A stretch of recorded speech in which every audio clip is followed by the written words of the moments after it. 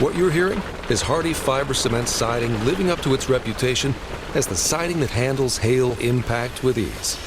James Hardie knows how important a reputation is, especially when you're a contractor. That's why Hardie siding withstands severe weather better than vinyl siding, with styles to match its strength. So you can be sure you're providing your clients with the best. Protect your reputation with exterior products by James Hardie.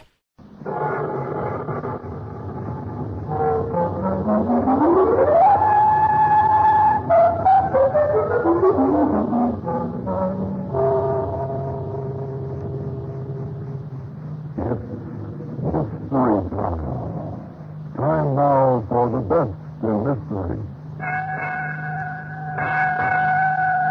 Tonight's Mystery Classic stars Ralph Richardson in The Tale. I don't know whether I've done retribution or murder. I don't know. I shall never know.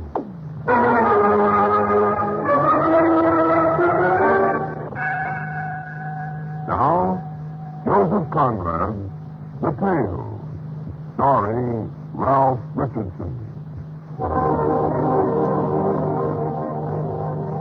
Outside the large student window, the late evening light was dying out slowly.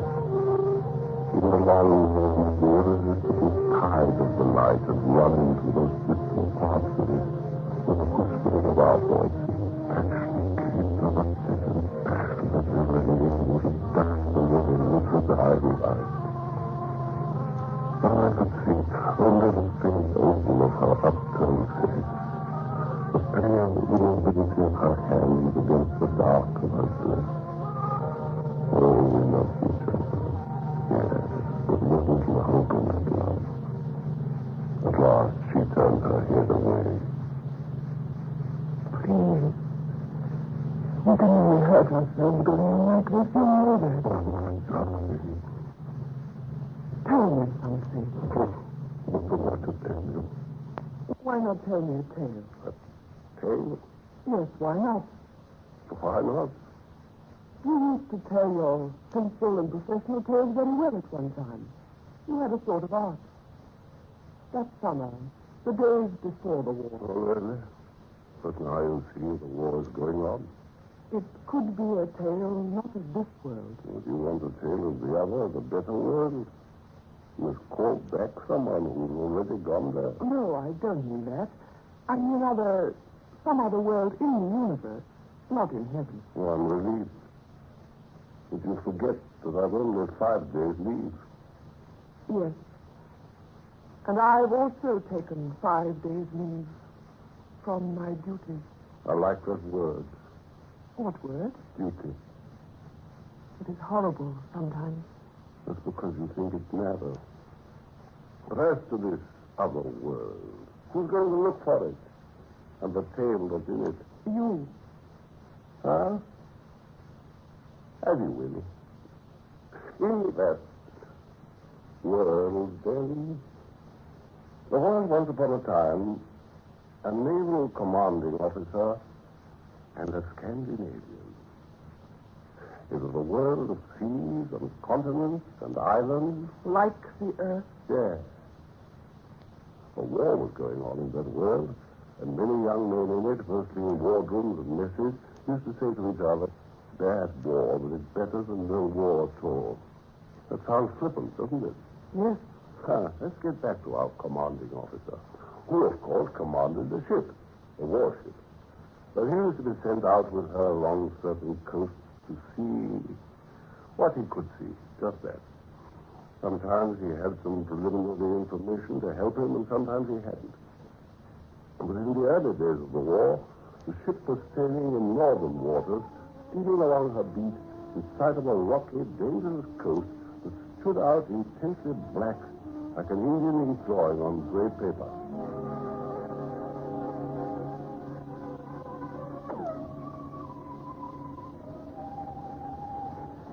Well, anything to report? No, sir.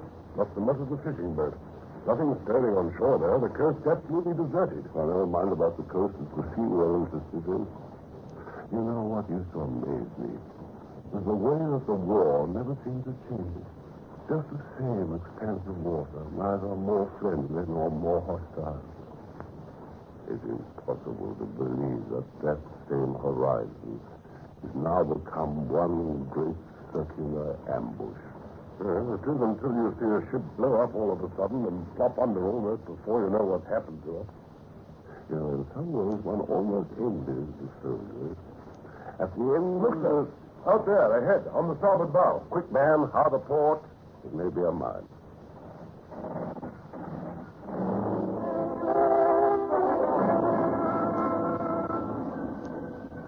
Ahead of the ship, something was floating and rolling lazily on the sea. Something, but what?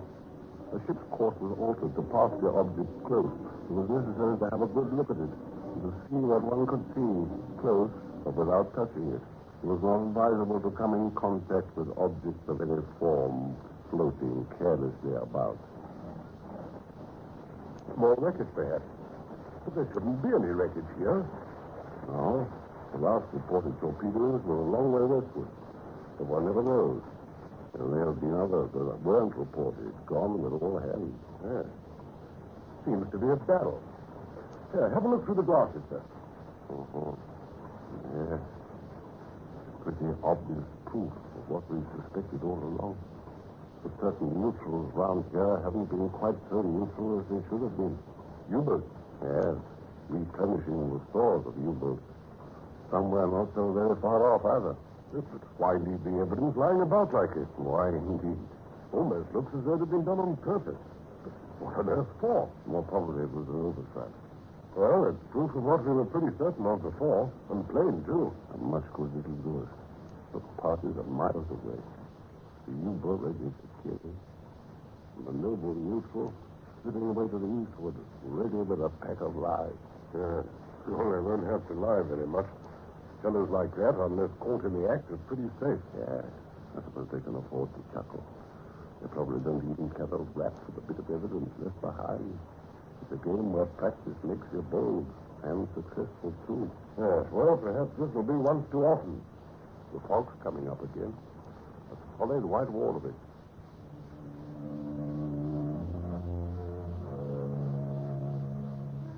In 5 minutes, we were in the thick of it. Great convolutions of vapor flew over, swirling about our masts and funnels. It looked as if they were beginning to melt. Then they vanished. The ship was stopped. All sounds ceased. The very fog became motionless, growing denser as if solid in its amazing, dumb immobility. Men at their stations lost sight of each other. Footsteps sounded hastily. Rare voices, impersonal and remote, died away without resonance. A blind, white stillness took possession of the world. Well, what do we do now? Here, wait a minute. The fog's lifting. Only in patches. Look, there's the shoreline again. Ah, that's a bit better. 38! Right. Now I know where I am again. We're going inshore. Yes, but... it's all right. I know this stretch of coast like the back of my hand. That peak there is the southern shore of a fjord.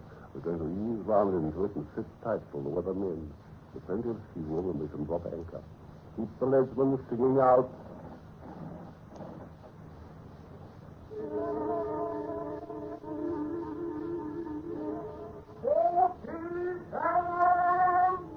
Slowly, with infinite caution and patience, they crept in closer and closer, seeing no more of the cliffs than the effervescent dark loom with a narrow border of angry foam at its foot. At the moment of anchoring, the fog was so thick, all they could see there might have been 1,000 miles out in the open sea. Yet the shelter of the land could be felt.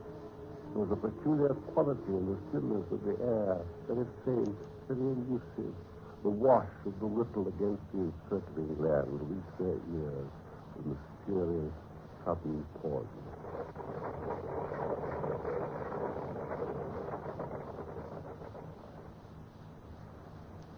Well, that's that. There's about half a mile between us and the other side of the fjord. We can stay here till the fog lifts. We get a chance to see what we're doing against. Well, it seems to be lifting already, sir. Back there toward the open sea. I drove it down. Quite a bright patch.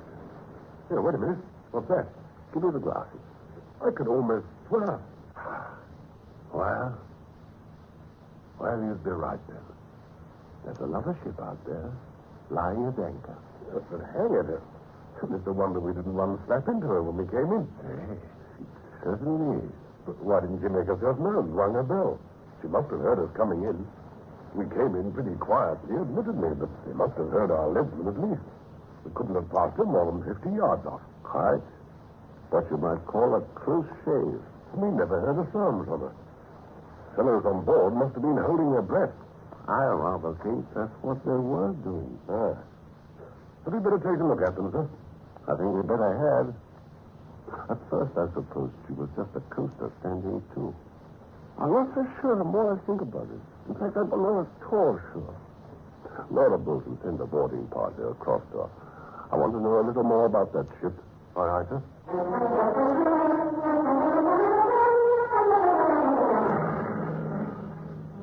The boat was lowered and moved away into the fog. The white swirl of vapor that lay on the water followed it up as though it had been sunk. Only the shadowy outline of the mystery ship remained afloat above the drifting whiteness. For a quarter of an hour there was utter silence, and then the boarding party returned, appearing suddenly alongside. The officer in charge came up to make his report. Well, what is she, a coaster? No, sir. A stranger. A neutral. No, really? Well, tell us a little bit more about her then. What's she doing here, anyway? Well, they said they'd had engine trouble, so they stood in here to keep out of the weather. Did they? Well, how did they get in here if they had engine trouble? I asked them that, sir. They said they were drifting about in the fog for 3 days. Then the wind got up, and they simply ran before it when they saw where it was taking. What about the ship's papers? Our papers in perfect order, sir. I checked them carefully. She sailed from Gothenburg last Monday, 8 days ago, with a cargo from Newcastle. General merchandise, all checking with the manifest. From what I could see of her, sir, she's quite in the clear. She is, eh? Well, the master said he didn't know where they were, said they'd been drifting about so long in the fog, he didn't have any good idea of his position. He asked me for a bearing, but I didn't give him one till I'd checked with you, sir. Good. Just one thing. What about her engines now? Are they still disabled? No, sir, she has steam on them. Oh, she is. Number one, you know, I think you were right after all. They were holding their breath as we passed them. They certainly were.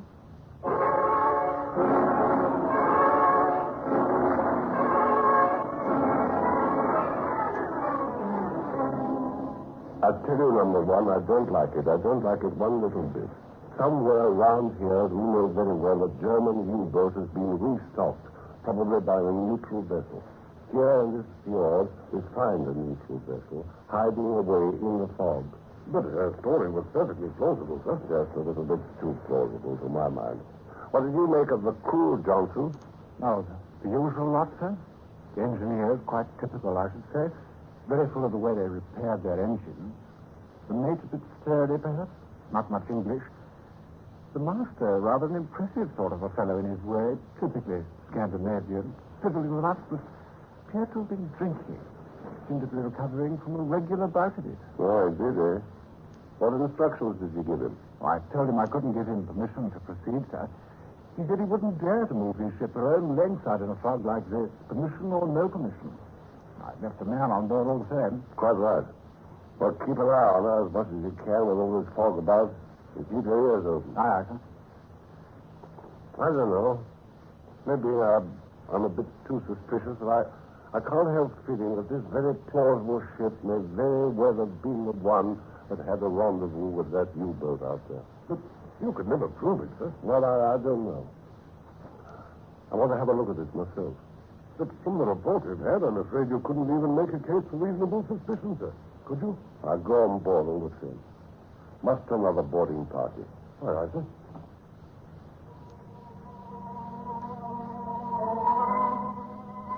What did I expect to find? Well, I couldn't have told anybody, not even myself. I went aboard. The master, large, robust Scandinavian, led the way to the chart room. not very comfortable, but while I am at sea, this is where I live. Aha. So take a seat, please.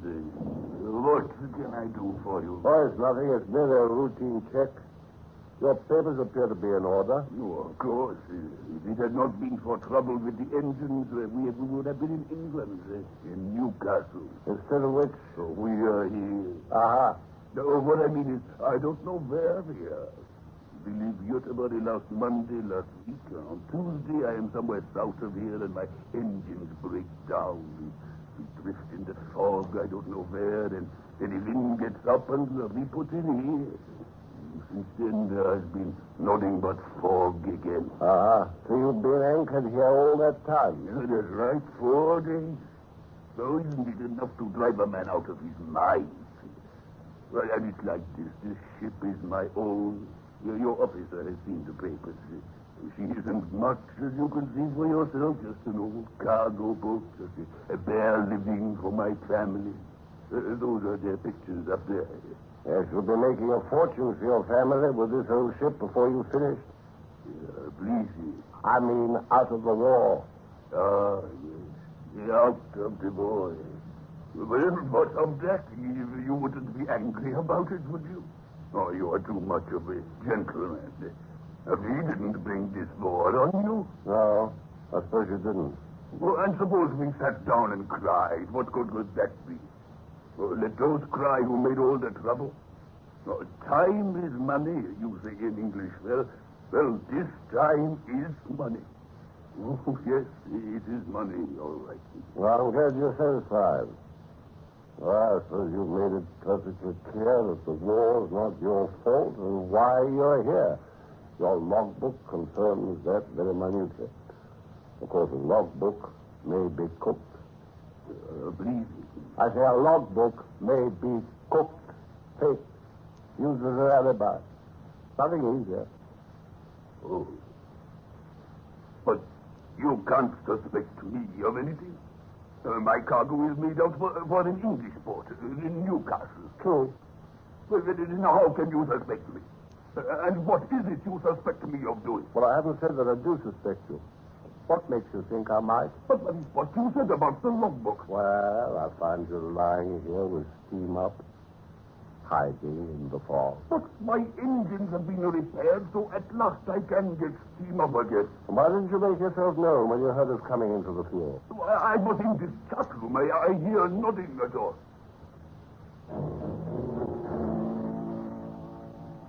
I wondered what he'd do if I accused him to his face of being what I suspected he was. I turned away in disgust and went up on the deck, but I had the crew mustered formally for an inspection. You the chief engineer? Yeah. What's been the trouble with your engines? Please? Your engines broke down, didn't they? Oh, yeah. The main... how you say? The main speed became loose. And the steam was not right in the cylinder. Also, the condenser chamber was wrong. When was this? A week ago, last Tuesday. Uh-huh. You the mate? Yeah. Let me see your papers. Oh, here. Where did you join this ship? Göteborg? When? 3 months ago. This is your first trip to Hull? We are not bound for Hull. We are bound for Newcastle. I could discover no flaw in the logbook story. At last I returned to the chart room. The master still lingered there. He appeared to have been drinking while I was away on deck. Sit down, please.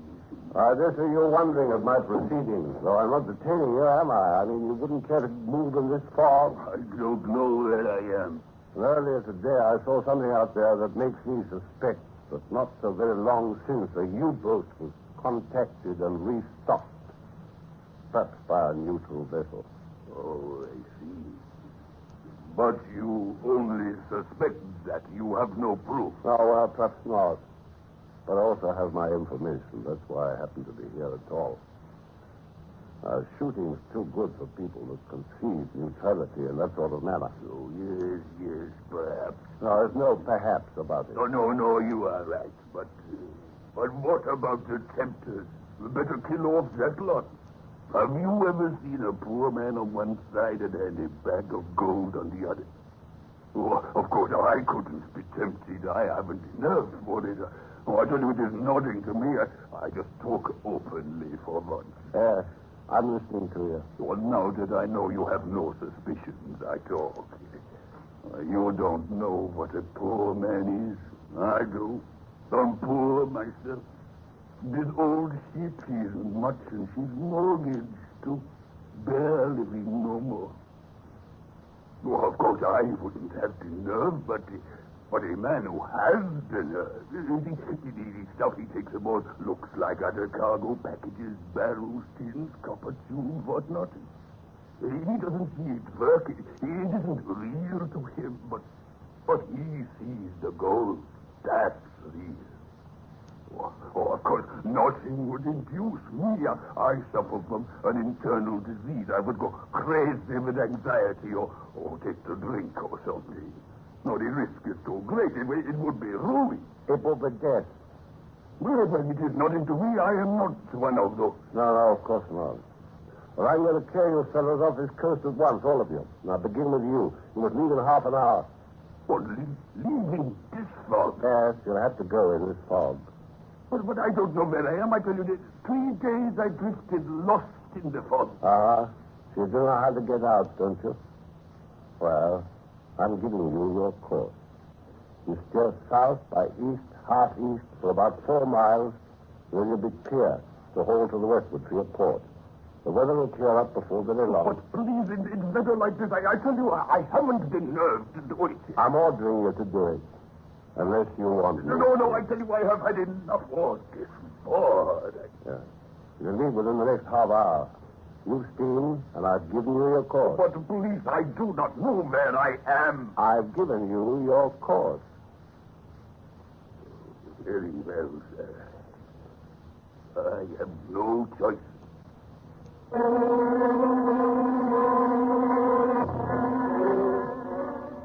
I returned to my ship, leaving the master standing there as if he were rooted to the deck. Within the next 10 minutes, I heard their anchor being weighed. Then, shadowy in the fog, she steamed away out of the fjord on to her given course.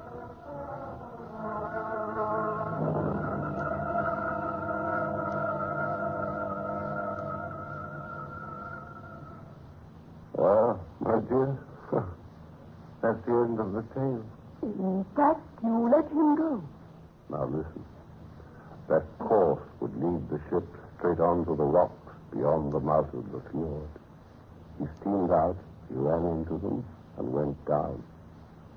So, he had spoken the truth. He did not know where he was. But surely... I prove nothing.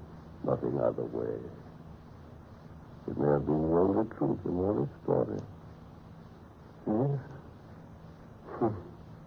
He seems to have been driven out by a menacing stare. Nothing more. And you knew? Ah, yes, I gave that course to him. It seemed to me the supreme test.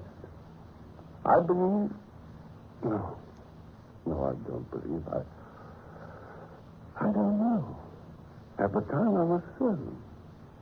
They all went down. I don't know whether I've done stern retribution